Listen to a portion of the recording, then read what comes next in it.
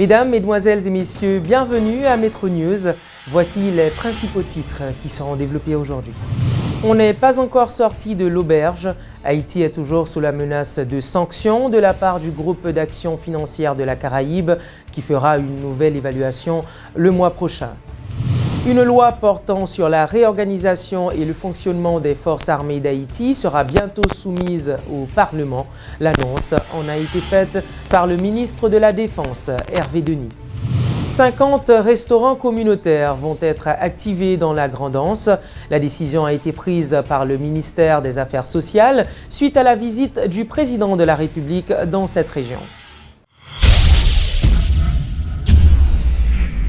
Le président de la République, Jovenel Moïse, accompagné du Premier ministre Jacques-Guy Lafontaine et de ministres du gouvernement, s'est rendu le vendredi 31 mars 2017 dans la localité de Lourou, 8e section de Font-Rouge. Le chef de l'État s'est entretenu avec les autorités locales en vue de trouver, dans les meilleurs délais, une solution à leurs différentes revendications. Il s'est d'abord adressé aux familles de Lourou, à proximité des grottes, tout en déplorant le fait que la situation de ces pauvres gens ait été utilisée de façon mal intentionnée.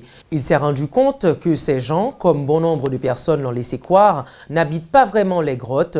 À cause de la pluie, ils ont été contraints, faute de logement adéquat, de s'y réfugier provisoirement.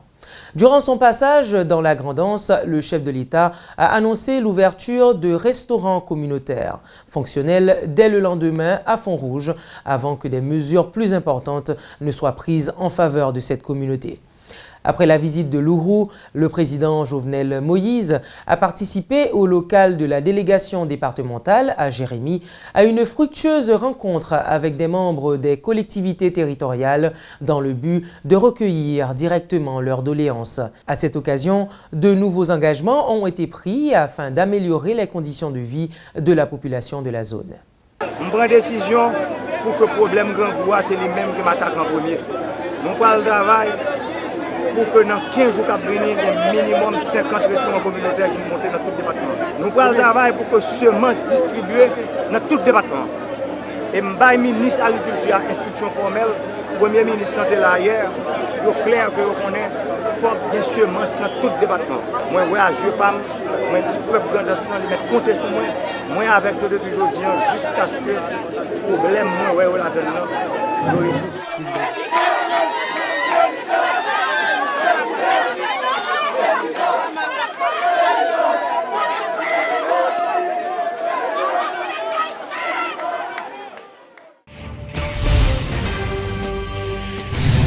Le ministre de la Défense, Hervé Denis, a été autorisé à élaborer et faire voter par le Parlement la loi portant réorganisation et fonctionnement des forces armées d'Haïti. Rappelons que les forces armées d'Haïti avaient été dissoutes en 1994 par le président Jean-Bertrand Aristide. Haïti est toujours sous la menace de sanctions de la part du groupe d'action financière de la Caraïbe qui évaluera les efforts faits par le pays pour lutter contre le blanchiment des avoirs illicites et le financement du terrorisme international en mai prochain. L'économiste Kessner Farrell considère que les récents communiqués du groupe invitant les institutions financières des Caraïbes à protéger leur système contre les risques de blanchiment d'argent et de financement du terrorisme qui émanent d'Haïti sont inquiétants. Deux diplomates de carrière haïtiens se réjouissent de la position adoptée la semaine dernière par Haïti à l'OEA en faveur du Venezuela. L'ambassadeur Lionel Etienne et le diplomate Gurdy Larèche, ancien chef de mission à Montréal, ont estimé que le discours de l'ambassadeur devant l'Assemblée générale de l'organisation marquait un tournant dans la diplomatie haïtienne. La diplomatie haïtienne est en sommeil depuis plusieurs années. Et là, c'est comme si d'abord elle se réveillait. Et d'autre part, je crois qu'unanimement, tout le monde serait plutôt enclin à reconnaître le mérite des déclarations et de la position prise par notre ambassadeur auprès de l'OEA. Et j'espère bien que les autorités haïtiennes seront au diapason et, si ce n'est pas déjà le cas, pour emboîter le pas aux déclarations tellement opportunes et annonciatrices peut-être d'une ère nouvelle attendu, espéré, je crois, tant par la classe politique haïtienne, par la société civile haïtienne, et tout simplement par l'haïtien tout court, qui est une nouvelle orientation de la diplomatie haïtienne qui aurait été parfaitement définie. Sinon, carrément, ça ne ferait pas de sens, malheureusement. En revanche, s'il y a une nouvelle orientation qui se prépare, qui est annoncée, et dont il s'agit des prémices, des premiers gestes, je crois d'ailleurs qu'à ce moment-là, nous sommes en face d'une situation politique nouvelle, pleine de promesses. Il est temps aussi de lever la tête un peu, de sortir la tête de l'eau. Ce n'est pas en s'alignant immédiatement à toutes les propositions qui sont faites comme ça de l'extérieur qui vont nous amener à quoi que ce soit. Il y a plus que ce que l'on voit. Il a parlé avec un ton ferme. C'est comme, on dirait, quelqu'un qui vient de gagner les élections. Moi, ça ne m'a pas surpris du tout. Parce que des semaines auparavant, le président de la République, le Premier ministre s'est prononcé deux ou trois jours après son installation à la primature sur la présence des ONG en Haïti. Le président de la République s'est prononcé il y a une semaine sur la présence de ce spécialiste de droits de l'homme qui fait des rapports sur Haïti et qu'il ne serait pas profitable à Haïti de renouveler ce mandat-là. Ça annonce quelque chose que la diplomatie haïtienne prend des plumes. Et la position qu'Haïti a prise dans l'Assemblée générale de l'OEA, je crois que c'est important. Il faut commencer quelque part. On peut se plaindre qu'Haïti n'avait pas de ligne diplomatique, on n'avait pas de vision. Ça fait longtemps qu'on n'a pas déterminé réellement ce qu'on veut faire sur le plan diplomatique. Mais là, on vient de faire quelque chose. Il faut commencer quelque part, il faut mettre les moyens pour que définitivement Haïti puisse garder cette ligne. Mais pour le faire, il faut comprendre la situation, il faut aussi mettre des gens compétents dans la diplomatie, il faut que les diplomates qui sont à l'étranger soient des diplomates formés et capables aussi de représenter Haïti dignement comme l'ambassadeur Jean-Baptiste l'a fait. Moi, je ne peux que féliciter le gouvernement pour cette position, car cela reflète le respect de l'amitié que nous avons envers le peuple vénézuélien et aussi tout ce qu'on a profité en tant que peuple, du peuple du Venezuela. L'inspection générale de la police nationale a dressé le bilan de son activité durant le mois de mars. L'inspecteur Jean-Claude Benjamin a indiqué que l'institution a reçu 100 dossiers pour le mois écoulé, dont 87 plaintes. En outre, les recommandations de sanctions suite aux enquêtes seraient au nombre de 44, dont 3 demandes de révocation à la direction générale de la PNH. En fait, dossier traité par les commissions pour le mois de mars, c'est 61. Donc, acte d'enquête réalisé pour ces 61, en fait, pour la réalisation de 61 dossiers, il y a au nombre de 618, dont 165 convocations, 160 auditions, 16 enquêtes de voisinage, 176 rétentions de chèques, nous avons 22 confrontations, nous avons 15 médiations et nous avons 7 mesures conservatoires. En fait, enquête ouverte pour le mois de mars, il y a au nombre de 84. Dossier signé et expédié au directeur général, il y a au nombre de 57. Et recommandations de renvoi de l'IGPNH pour le mois de mars, il y a au nombre de 3. Et motif de recommandation, c'est pour homicide, dont 2. Et puis, il y a une, c'était pour violence familiale. IGPNH a tout fait, il y a un isolement pour moi. Donc, c'est une allégation de vol de véhicule qui fait que IGPNH a fait isolement ça. Recommandation de sanctions suite aux enquêtes, il y a au nombre de 44, dont 6 pour agression, 8 pour coups et blessures, 6 pour homicide et puis 2 pour violence. Pendant que IGPNH recommande des sanctions négatives pour les policiers, mais elle a cherché tout qui côté qui dégaine sanctions positives. Enfin, sous 2 lignes téléphoniques qui sont disponibles ici à l'inspection générale, nous avons recevoir 15 appels. Donc, tu as 2 pour accident, 3 pour voie de fait, 5 pour trouble à l'ordre public, tu as 5 autres appels qui correspondent avec les raisons pour lesquelles les lignes téléphoniques sont installées ici. Là. Le gouvernement, par l'entremise du ministre de l'Environnement, M. Pierre-Simon Georges, s'apprête à mener une opération de coup de poing dans les différents quartiers de la capitale. Le ramassage des ordures est l'une des priorités du gouvernement Moïse Lafontaine.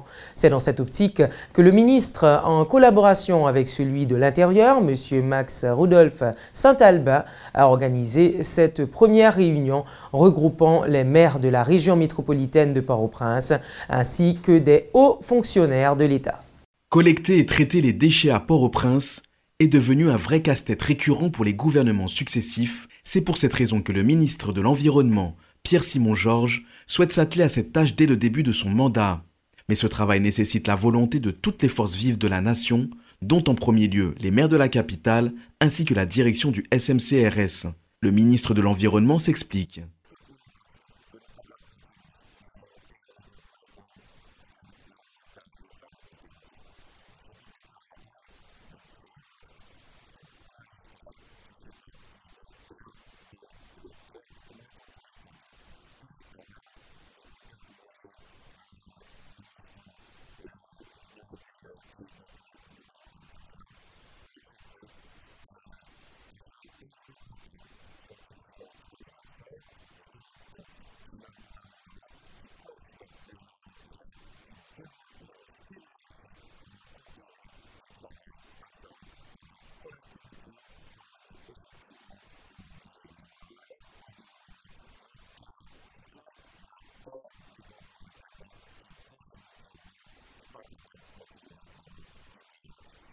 Soutenu dans son action par le ministre de l'Intérieur, Max Rudolph Saint-Albin, cette réunion a pour but d'enclencher très rapidement une série de ramassages des ordures, dans un premier temps à Port-au-Prince, puis en province. Le problème va bien au-delà du simple traitement des ordures.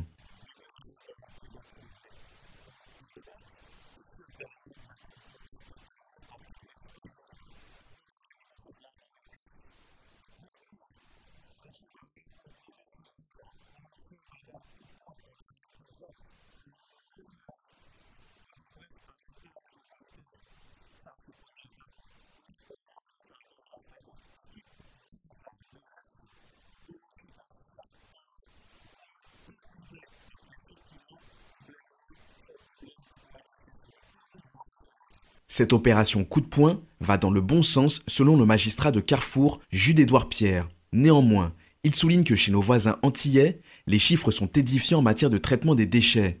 Une vraie politique environnementale doit être mise en place sur le court, moyen et long terme.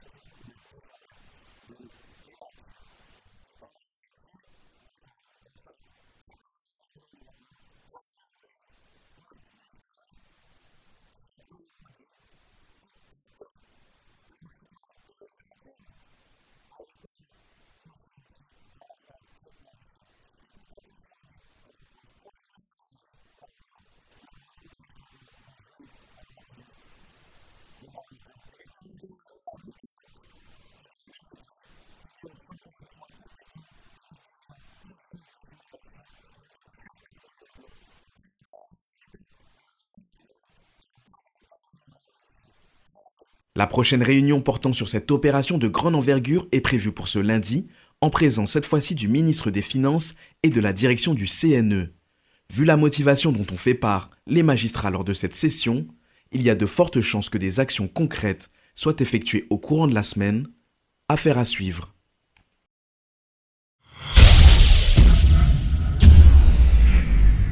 Dans le culturel, le groupe Strings, amené par le guitariste Jackie Ambroise, a soufflé le week-end dernier ses 21 bougies. Des artistes très connus étaient présents à l'occasion de la célébration de l'anniversaire de ce groupe qui joue le flamenco tropical, un style musical très apprécié en Haïti. Ça représente des hauts et des bas.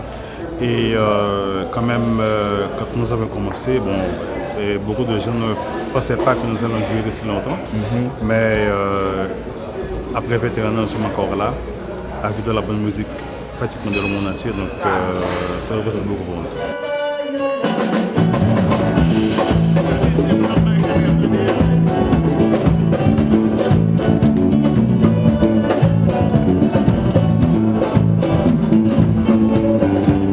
Il faut rappeler que le groupe a été formé par Philippe Augustin et Jackie Ambroise, rejoint par la suite par des percussionnistes tels Arius Joseph ou encore Joël Widmayer.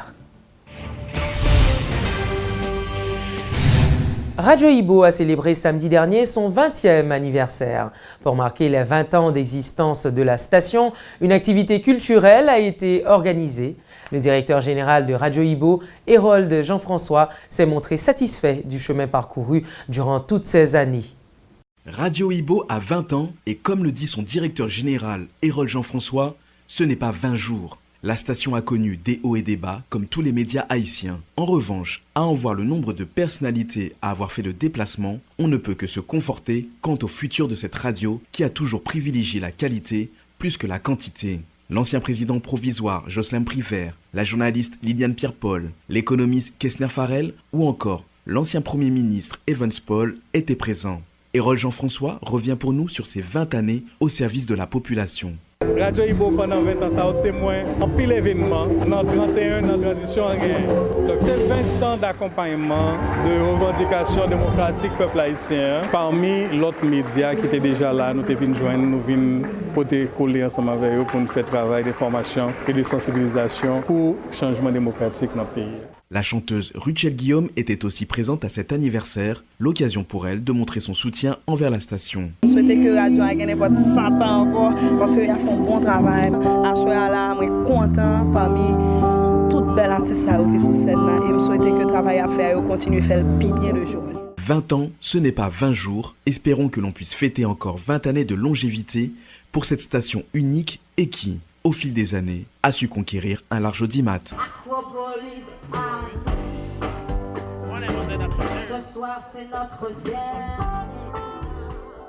C'est tout pour aujourd'hui et à très bientôt pour une nouvelle édition de Métro News.